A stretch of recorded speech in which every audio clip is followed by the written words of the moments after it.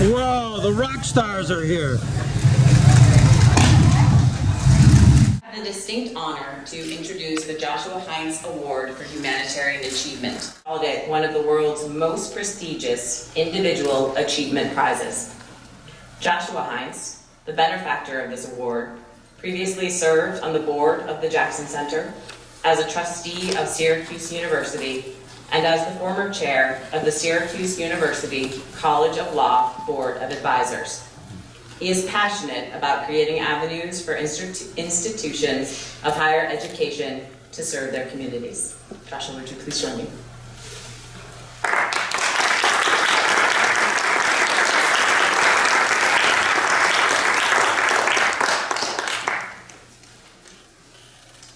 Good evening. I find this always to be sort of an emotional thing for me. We started this, David Crane and I don't know, 13 years ago or thereabouts. And at that time we described, I was really sort of overwhelmed by the three Nuremberg prosecutors, Whitney Harris, Ben Ferencz, and Bill Kaming. I thought, how can these people have done so much for all of us? And I thought that we ought to recognize them. So that's the beginning of the Heintz Humanitarian Award, and I'm pleased and honored to actually stand before you and to welcome Irwin tonight to receive the award. So thank you all for sustaining this together with my family and me and my wife. And I look forward to continuing for many years. Thank you. So as Mr. Heintz said, this year's recipient of the Joshua Heintz Humanitarian Achievement Award is the Honorable Irwin Cotler. Mr. Cotler is the chair of the Raoul Wallenberg Center for Human Rights and an emeritus professor of law at McGill University. He previously served as Minister of Justice and Attorney General of Canada, a longtime Member of Parliament, and as an international human rights attorney. During his tenure as Minister of Justice and Attorney General, Mr. Cotler appointed the first ever Aboriginal and visible minority justices to the Ontario Court of Appeal. He initiated the first comprehensive reform of the Supreme Court appointment process and helped to make it the most gender representative Supreme Court in the world.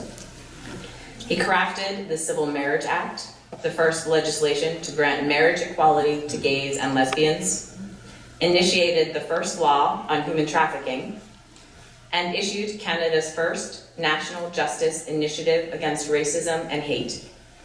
He also made the pursuit of international justice a Canadian government priority.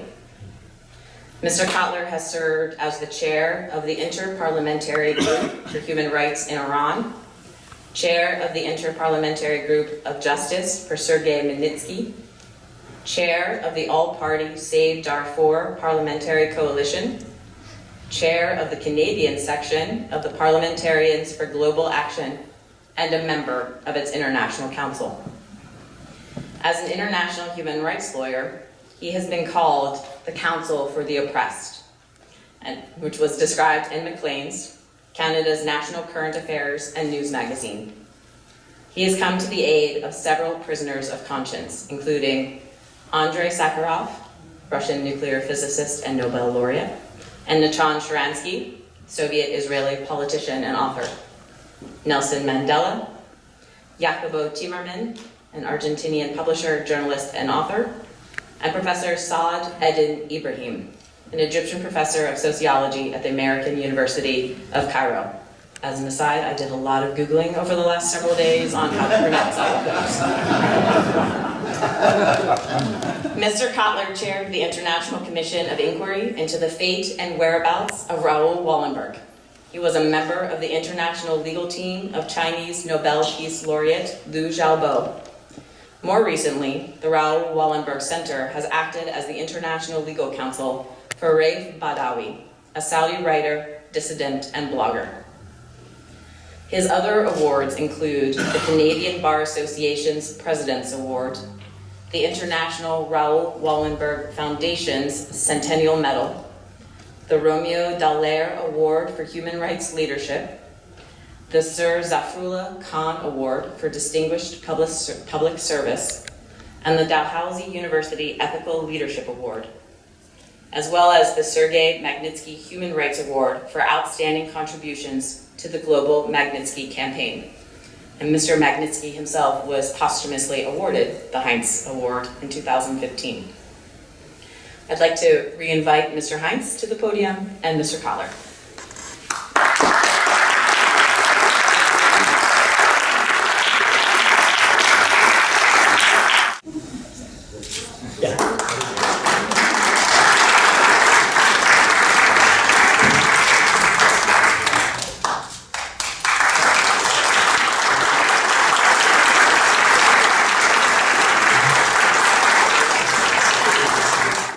Moved and humbled in receiving it.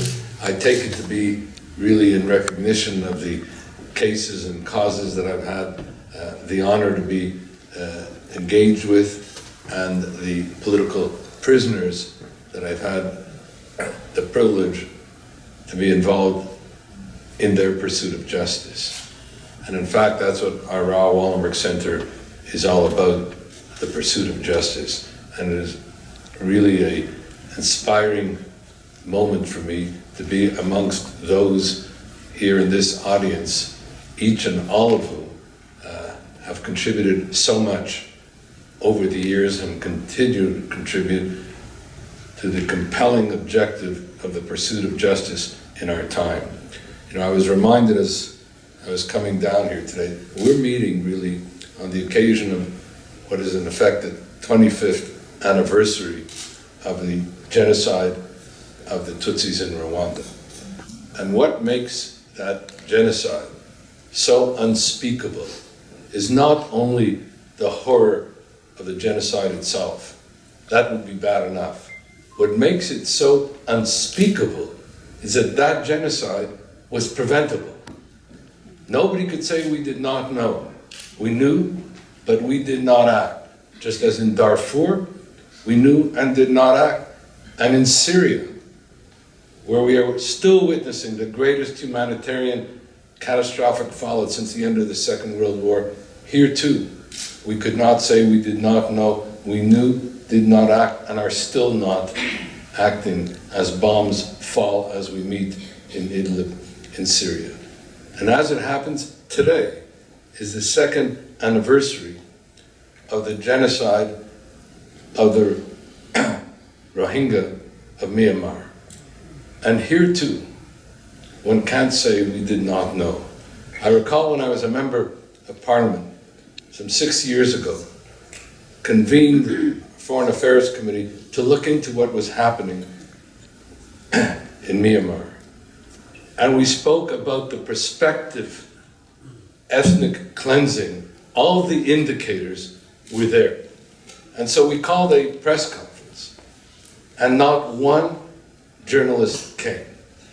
And in the parliamentary halls afterwards, I bumped into a number of the journalists, and I said, you know, we had this press conference. Oh, they said, oh, yeah, something about Ringi. Sorry, we couldn't be there because there have been some allegations about sexual impropriety of some of your colleagues, so that took us away from anything else. I said, I always thought that you guys could walk and chew gum at the same time.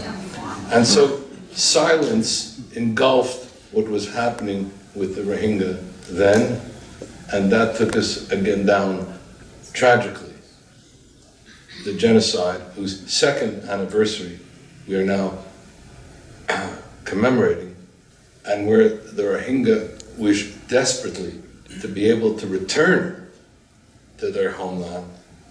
But what is so desperately needed is a protected return to a protected homeland where they can have citizenship. And if I may, I just want to close by just mentioning something about political prisoners. Because Raif Badawi, the imprisoned Saudi blogger, is now languishing into his 8th year of imprisonment for saying some 7 years ago what the Crown Prince Mohammed bin Salman started to say last year. His sister, Samar Badawi, was imprisoned for calling for the right of Saudi women to drive, and this after Mohammed bin Salman instituted the right to drive. And she remains in prison, almost effectively as a disappeared person with reports of her having been tortured in prison.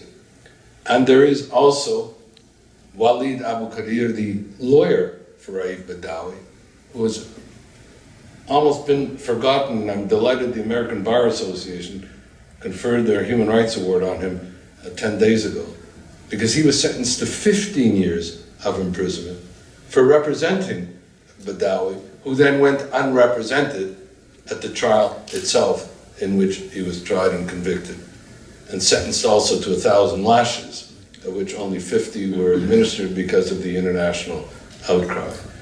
I mentioned this because a year ago, almost the day that we're meeting, the then Foreign Minister and still Foreign Minister of Canada, Chrystia Freeland, tweeted a call for the release of Raif Badawi and Samar Badawi.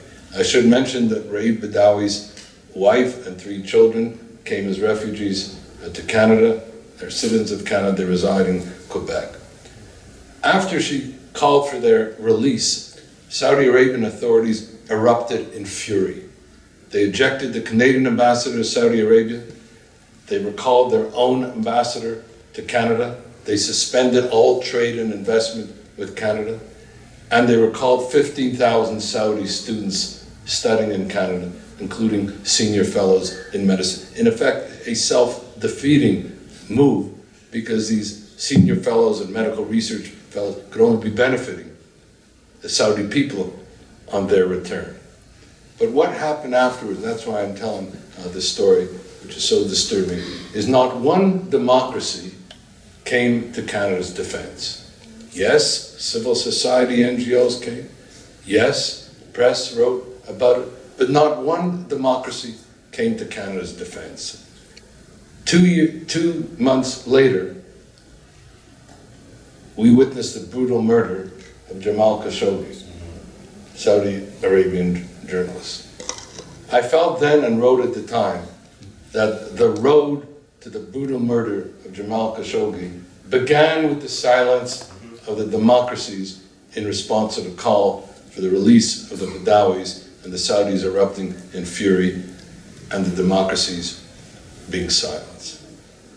Fortunately, though, as a result of a tragic, brutal murder, there was a wake-up call for a time with regard to holding Saudi Arabia accountable. But as we meet, not long ago, Saudi Arabia was awarded the chairmanship of the G20. It's one thing not to hold Saudi Arabia sufficiently accountable. It's another thing to reward impunity. We have launched last week an international campaign for the release of the Badawis and their lawyer. And our hope is that this campaign will be joined in by the community of democracies, by the international legal community and the like. And not only with regard to Badawi, but also with regard to other political prisoners we happen to be involved with in Iran, in Venezuela, in China, and Russia. Because we are witnessing 2 things. A resurgent global authoritarianism in which these political prisoners, and the pain and plight of these political prisoners, are a looking glass into this resurgent global authoritarianism, and regrettably, the retreat of democracies at the same time.